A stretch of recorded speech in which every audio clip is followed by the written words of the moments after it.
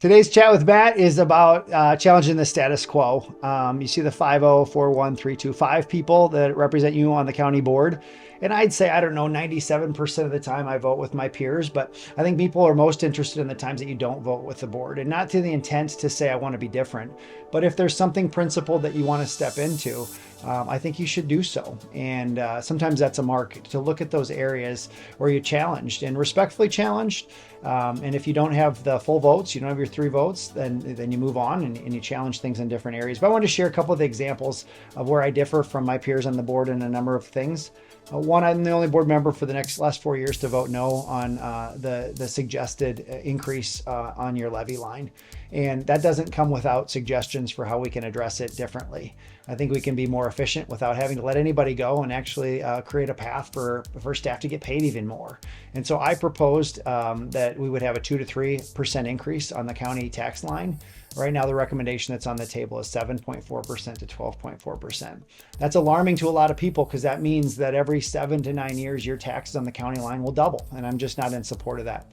Also think we should look for enterprise funds, utilizing some of our parks to generate revenue for visitors from outside. Think about park runs coming, or Ironman or something like that, where people are coming and paying fees to be in our parks so we can generate revenue without having to increase your taxes. I differ from the board when it comes to the gavel. So every year we elect a chair. I think that more and more counties are going towards predictability as to who that chair should be. For easy, in all intents and purposes, could you have a rotation that District 1 represents District 2, 3, 4, and 5, and then you continue to rotate? We have one guy that's been locked out of being the chair of the board for over 20 years. I think it's unnecessarily political, and I think that the rules at a county level need to focus more on you, the taxpayer, and the predictability. I differ from the board when it comes to board pay. Last year, I voted no for the increase that ended up being a 12+% increase on what we get paid as commissioners. And I don't think that's right. And so I voted no against it, gave reasons why. I actually proposed a formula that would connect the pay of the commissioner to the average of the staff over the last 3 years, less 0.25%. So we would have the incentive to make sure our staff is paid even better. We would be tied to their performance and what they get paid, and that was voted against. I've also voted for greater transparency when it comes to streaming our work sessions. Most people don't know this, but we have work sessions and we have agenda items, and the agenda items are taped. And granted, there's only between 75 and 150 people that watch on any given week that we have a full agenda, but there's also work sessions that aren't taped. Anybody's allowed to come. We're full above board on the legal side, but with the Chaska Herald and Chanhassen Villager and other newspapers going away, I think we owe it to you as the constituents to be more transparent there. And so I've asked that we stream those meetings so that we can work out the bugs in technology, and then potentially move towards having those recorded. A lot of people have asked for that. I've been an advocate for it. That was voted down. I also believe in being pro-business. And so anytime I feel like there's unnecessary restrictions on businesses, I've been an advocate and a vocal advocate to do so. We built 212 on the promise of economic development. We built the 212 four-way expansion on the promise of economic development to cover some of that build out. And the first chance we had to help a business, we said no. Somebody wanted a sign. There's some interesting pieces of the law, and technically they can't have a sign.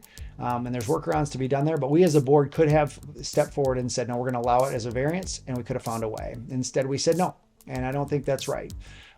We also recently had cannabis things before us, and we're navigating what the state has done to legalize marijuana in the state of Minnesota. So that's not on the county board, but whether or not we allow businesses that are already existing and significantly invested in their businesses here. Hemp is a good example. 98% of the hemp plant is not smokable or consumable. It's used for things like insulation or clothing or other things. And so the board felt the need to put a moratorium or a restriction on those businesses, and I voted against that. So I guess there's a dozen or so more that I could go into for the sake of the length of this video. I'm not a 5-1 guy just because it's the easy thing to do.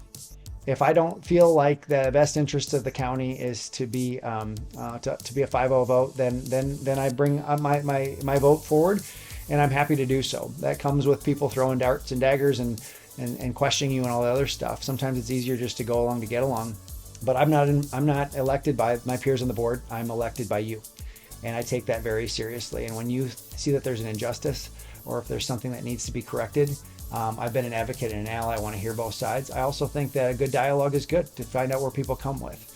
And one of the successes that was a no that became a yes, I'll finish with, is recently we found out that food trucks and people that service our parks have a restriction as to having to carry $3 million or $2 million of liability insurance. And these businesses have told us that we don't want to serve at those places because even if we did buy the insurance, we would have to pass on an exorbitant cost to the people that are buying ice cream cones and sandwiches in there. And so I said, well, what would the solution be? They simply said the industry standard is 2 million and 1 million. And so I brought it forward. It took a lot of energy and a lot of effort. Should have been easy and a slam dunk. And we've gotten down the path where the insurance will be 2 million, 1 million, and it will be less restricting, and we'll be able to invite our local businesses to serve our local people at our local parks. So thanks for watching. I'm Matt Udermann. Let's chat with that. I appreciate your support. Thanks.